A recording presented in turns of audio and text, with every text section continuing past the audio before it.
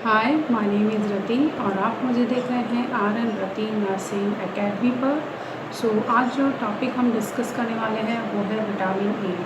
Vitamin A का जो topic है वो चाहे आप नर्सिंग स्कूल्स में हैं वो स्टूडेंट उनके लिए भी काफ़ी इम्पॉर्टेंट है, क्योंकि डिटेल में लिखना होता है आपको वहाँ पर।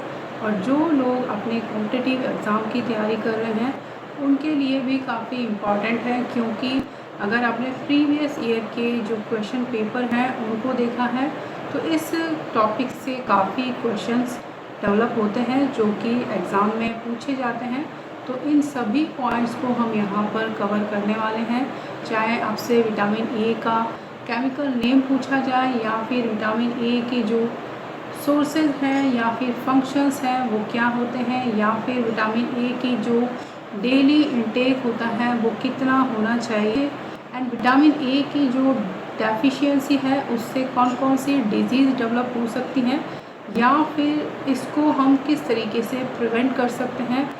यही सब इस टॉपिक में हम डिस्कस करने वाले हैं। तो चलिए शुरू करते हैं आज का टॉपिक विटामिन ए।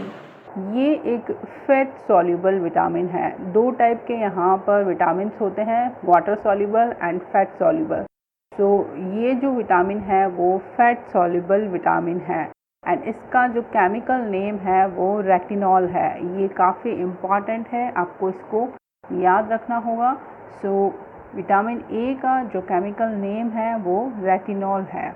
फंक्शंस की अगर मैं इसके बात करती हूँ गाइस, तो ये एक एंटी इन्फेक्टिव ड्रग के रूप में भी काम में लिया जाता है एंड जो नॉर्मल विज़न होता है और उसकी वजह से जो आइज़ हैं वो हेल्दी रहती हैं। अगर यहाँ पर डेफिशिएंसी हो जाती है विटामिन ए की तो जो विज़न है उसके अंदर हमें चेंजेस देखने को मिलते हैं एंड अगर यहाँ पर विटामिन ए की डेफिशिएंसी होती है तो जो आइज़ की हेल्थ है उनके ऊपर भी हमें इसका इफ़ेक्ट देखने को मिलता है। एंड ये जो विटामिन है वो रिक्वायर्ड होता है एपिथेलियल जो टिश्यूज़ है, लाइक स्किन के अंदर ये टिश्यूज़ होते हैं एंड म्यूकस मेम्ब्रेन के अंदर।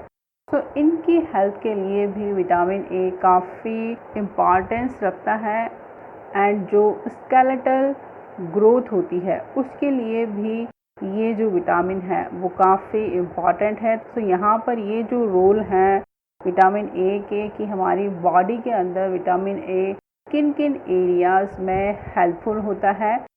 नेक्स्ट हम बात करेंगे फूड सोर्सेस की कि कौन कौन से वो सोर्सेस हैं जिनकी वजह से इजीली हम उसको कंज्यूम कर सकते हैं फूड के थ्रू। यहाँ पर सबसे पहले हम देखते हैं कि एनिमल फूड्स, इनके अंदर liver, egg, butter, cheese, whole milk, fish and meat and fish liver oil जो कि रिचेस्ट सोर्स होता है नेचुरल रेटिनॉल का। और ये काफ़ी इम्पॉर्टेंट पॉइंट है यहाँ पर, इसको आपको नोट डाउन कर लेना चाहिए गाइज। और प्लांट सोर्स की अगर मैं बात करती हूँ तो जो ग्रीन एंड येलो फ्रूट्स होते हैं उनके अंदर विटामिन ए का जो कंटेंट है वो सबसे ज़्यादा होता है। तो यहाँ पर ग्रीन कैटेगरी के अंदर यहाँ पर स्पिनच को इंक्लूड किया जाता है एंड अमरनाथ, और येलो के अंदर papaya, orange, tomato and carrots.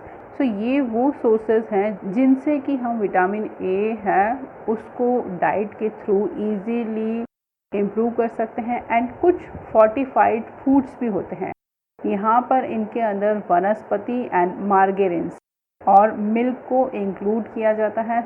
ये तीन मेजर कैटेगरी हैं जिनके थ्रू हम विटामिन ए को इजीली फूड सोर्स के रूप में यहाँ से प्राप्त कर सकते हैं। नेक्स्ट देखिए कि जो डेली इंटेक होता है विटामिन ए का वो कितना होना चाहिए। अडल्ट में हम बात करते हैं मैन एंड वुमन के अंदर, तो यहाँ पर 600 माइक्रोग्राम्स ये एक रिक्वायर्ड अमाउंट है विटामिन ए का डेली इंटेक के लिए। मैन एंड वुमेन के लिए ये कॉमन है 600 माइक्रोग्राम। एंड प्रेगनेंसी की जो कंडीशन है उसके अंदर 800 माइक्रोग्राम यूज़ करना होगा एंड लैक्टेटिंग वीमेंस अगर हैं तो वहाँ पर ये जो वैल्यू है वो 900 माइक्रोग्राम हो जाती है। एंड इन्फेंट्स के लिए ये जो रिक्वायरमेंट होगी 0 to 12 मंथ्स के जो बेबीज़ हैं उनके लिए 350 माइक्रोग्राम्स विटामिन ए का जो डेली इंटेक है वो एक रेकमेंडेड डोज है यहाँ पर। और चिल्ड्रन के अंदर दो कैटेगरीज हैं, 1 ईयर से लेकर 6 ईयर के जो चिल्ड्रन हैं उनके लिए 400 माइक्रोग्राम्स ये वैल्यू होगी। एंड 7 ईयर से लेकर 9 ईयर्स तक के जो चिल्ड्रन हैं उनके लिए 600 माइक्रोग्राम विटामिन ए का जो डेली इंटेक है वो रिक्वायर्ड डोज है एक विटामिन ए की। एंड एडोलसेंस जो कि 10 साल से लेकर 17 साल के जो बच्चे हैं उनके लिए 600 microgram daily intake of vitamin ए का रेकमेंड किया गया है। सो ये काफ़ी इम्पॉर्टेंट वैल्यूज़ हैं, इनको आपको नोट डाउन करना चाहिए अपनी सेपरेट नोटबुक। उसके अंदर आप ये सारी जितने भी पॉइंट्स हम यहाँ पर डिस्कस कर रहे हैं इनमें से इम्पॉर्टेंट पॉइंट्स आप लिखते चले जाइए साथ के साथ में, ताकि जो भी आपका एग्ज़ाम वाला टाइम होगा, सेशन होगा, उसके टाइम पर आप यहाँ पर इनको जल्दी से रिव्यू कर सकते हैं और अपनी हैंडराइटिंग में लिखा हुआ जो भी स्टडी मटेरियल होता है वो हमें इजीली याद रह पाता है गाइस। तो इसीलिए मैं रेकमेंड करूँगी कि आप अपनी हैंडराइटिंग में जो भी की पॉइंट्स हैं उनको लिखते चले जाइए। एंड विटामिन ए की जो डेफिशिएंसी होती है तो यहाँ पर हमें किस किस तरीके की डिजीज़ देखने को मिल सकती है, तो यहाँ पर सबसे पहले नाइट ब्लाइंडनेस हमें देखने को मिल सकती है, या फिर इसको हम कह सकते हैं inability to see in dim light. So जो भी कैंडिडेट्स होते हैं डिम लाइट में इनकी जो विज़न होता है वो अफेक्ट हो जाता है, तो ये प्रॉपर देख नहीं पाते हैं, तो इस कंडीशन को नाइट ब्लाइंडनेस कहा जाता है। एंड नाइट ब्लाइंडनेस का जो साइन है वो अर्लीस्ट साइन होता है विटामिन ए की डेफिशिएंसी का। तो आप ये भी याद रखिए कि जो अर्लीस्ट साइन है वो नाइट ब्लाइंडनेस है विटामिन ए की डेफिशिएंसी का, क्योंकि क्वेश्चंस इस तरीके से भी पूछे जाते हैं अर्लीस्ट साइन कौन सा है। नेक्स्ट देखिए ज़ीरोफ्थैल्मिया, या फिर इसको हम ड्राइनेस ऑफ आइज़ भी कहते हैं, जो कंजक्टिवा का पार्ट होता है, वाइट जो पोर्शन है ये आपको मडी दिखाई देगा एंड इसके अंदर कुछ रिंकल्स भी दिखाई दे सकते हैं जब ज़ीरोफ्थैल्मिया की जो कंडीशन है वो डेवलप होती है। तो अगर आइज़ ज़्यादा देर तक ओपन रहती है तो इनके अंदर जो ड्राइनेस है वो देखने को मिलती है एंड इसी को ज़ीरोफ्थैल्मिया कहा जाता है। एंड ये जो साइन है ड्राइनेस ऑफ आइज़ का ये भी अर्ली साइन है विटामिन ए की डेफिशिएंसी का। तो यहाँ पर दो साइन आपके पास हो गए हैं, नाइट ब्लाइंडनेस एंड ज़ीरोफ्थैल्मिया।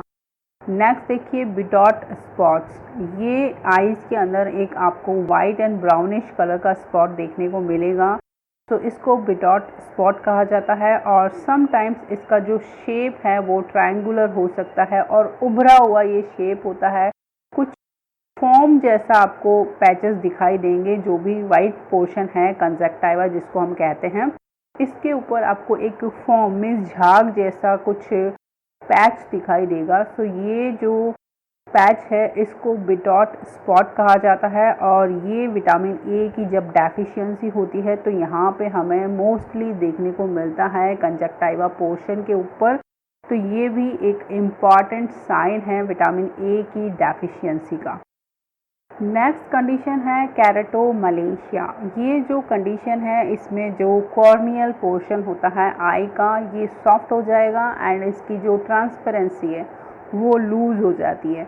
तो यहाँ पर जो देखने में विज़न में प्रॉब्लम आना शुरू हो जाती है और ये ऐसी कंडीशन है कि अगर ये एक बार इसको हम ट्रीट नहीं करते हैं तो फिर से जो आई की विज़न है उसको हम इम्प्रूव नहीं कर सकते हैं। तो ये काफ़ी कॉम्प्लिकेटेड केस हो सकता है, तो इसको हमें प्रॉपरली टाइम के अकॉर्डिंग ही ट्रीट करना होता है, अदरवाइज़ जो लॉस है विज़न का वो कंप्लीट लॉस में कन्वर्ट हो सकता है। सो ये 4 इम्पॉर्टेंट डिजीज़ेज़ हैं जो कि विटामिन ए की डेफिशिएंसी से रिलेटेड हैं। इनको भी आप अच्छे से नोट डाउन कर लीजिए अपनी नोटबुक के अंदर। विटामिन ए की डेफिशिएंसी से जो डिजीज़ेस डेवलप हो रहे हैं इनको हम किस तरीके से प्रिवेंट कर सकते हैं। 2 तरीके हैं। फर्स्ट है डाइट के थ्रू, जो फूड सोर्सेज हैं उनके थ्रू हम जो विटामिन ए की डेफिशिएंसी है उसको कम कर सकते हैं, या फिर जो कंट्रीब्यूटिंग फैक्टर्स है इनकी फ्रीक्वेंसी एंड सीवियरिटी को हम कम करेंगे। लाइक यहाँ पर प्रोटीन, एनर्जी, माल न्यूट्रिशन की कंडीशन इसमें इंक्लूड की जाती है, and respiratory tract, diarrhoea and measles, ये कंट्रीब्यूटिंग फैक्टर्स हैं। इनकी वजह से भी जो विटामिन ए की डेफिशिएंसी के केसेस हैं वो देखने को मिलते हैं, और उसकी वजह से जो विज़न है उसके ऊपर इफ़ेक्ट हमें देखने को मिलता है। ये जो कंट्रीब्यूटिंग फैक्टर्स हैं इनकी फ्रीक्वेंसी एंड सीवियरिटी को हमें कम करना है। इस तरीके से हम जो विटामिन ए से होने वाले डिजीज़ है उनको प्रिवेंट कर सकते हैं। And 2 lakh international unit of vitamin A orally every 6 month to preschool children. जो भी प्री स्कूल चिल्ड्रन हैं उनको 2 लाख इंटरनेशनल यूनिट हमें देना है, और इसको हम ओरली एडमिनिस्टर करते हैं एवरी 6 मंथ पर। तो यहाँ पर प्री स्कूल चिल्ड्रन का जो एज ग्रुप है उसमें 1 से लेकर 6 ईयर तक के जो बच्चे हैं उनको इंक्लूड किया गया है। एंड अगर ये ही डोज हम दे रहे हैं जो बच्चे 6 महीने के बीच में हैं और 1 साल का जो पीरियड है एज का है उसके अंदर है, तो यहाँ पर हम ये जो डोज है उसको 1 लाख इंटरनेशनल यूनिट कर देंगे गाइस। तो ये जस्ट हाफ हो गया है पहले की जो यूनिट है उससे। तो आपको ये चीज़ बहुत ही अच्छे से याद करनी है क्योंकि ये क्वेश्चंस एग्ज़ाम में पूछे गए हैं। तो यहाँ पर जो बच्चे 0 से लेकर 1 ईयर तक का एज ग्रुप है उसके लिए हम यहाँ पर 1 लाख इंटरनेशनल यूनिट यूज़ करते हैं, और जो 1 ईयर से लेकर 6 ईयर तक के बच्चे हैं उनके लिए हम 2 लाख इंटरनेशनल यूनिट यूज़ करेंगे विटामिन ए का। एंड अगर हम प्रोफाइल एक्सेस कर रहे हैं न्यू बॉर्न को यहाँ पर विटामिन ए का डोज दे रहे हैं, तो जो फर्स्ट डोज है वो 1 लाख इंटरनेशनल यूनिट होता है, और वो हम देते हैं 9 मंथ्स के ऊपर। 9 मंथ के ऊपर यहाँ पर आपके पास 2 वैक्सीन्स हो जाएंगे, क्योंकि मीज़ल्स भी हम 9 मंथ्स पे ही देते हैं। तो मीज़ल्स के साथ में आपको विटामिन ए का फर्स्ट डोज देना होता है। ये बहुत इम्पॉर्टेंट क्वेश्चन है, तो आप इसको भी नोट डाउन करेंगे। एंड जो सेकंड डोज है वो हम यहाँ पर डबल कर देंगे, 2 लाख इंटरनेशनल यूनिट होगा, लेकिन इसको अब हम देंगे आफ्टर 9 मंथ्स। जब 9 मंथ के बाद पूरे 9 मंथ कंप्लीट हो जाएंगे तब हम सेकंड डोज देंगे विटामिन ए का, जो कि 2 लाख इंटरनेशनल यूनिट होगा। एंड उसके बाद जो सब्सिक्वेंट डोजेस होंगी 2 लाख यूनिट्स की वो हम देंगे 6 मंथ के इंटरवल पर, और ये 5 साल तक का जो एज है उस तक हमें देना है। तो इस तरीके से ये जो विटामिन ए का प्रोफाइल एक्सेस हम यूज़ करेंगे, इसकी जो डोजेज़ हैं वो इस तरीके से डिवाइड की गई हैं, और ये काफ़ी इम्पॉर्टेंट पॉइंट है यहाँ पर। तो इसको आप नोट डाउन कर लीजिए, क्योंकि क्वेश्चंस हैं वो मेजरली इसी सेक्शन से पूछे जाते हैं। तो आपको यूनिट्स भी याद रखनी है और एज ग्रुप भी याद रखना है कि कब कब हमें किस किस एज ग्रुप को कितना यूनिट देना है विटामिन ए का। ये टॉपिक हमारा यहाँ पे कंप्लीट होता है। एंड ये इन्फॉर्मेशन अगर आपको वैल्यूएबल लगती है तो प्लीज़ वीडियो को लाइक शेयर करना बिल्कुल भी मत भूलिए। और अगर आपकी कोई क्वेरी है तो नीचे कमेंट बॉक्स में आप कमेंट कर सकते हैं। Till then take care, keep studying and bye bye.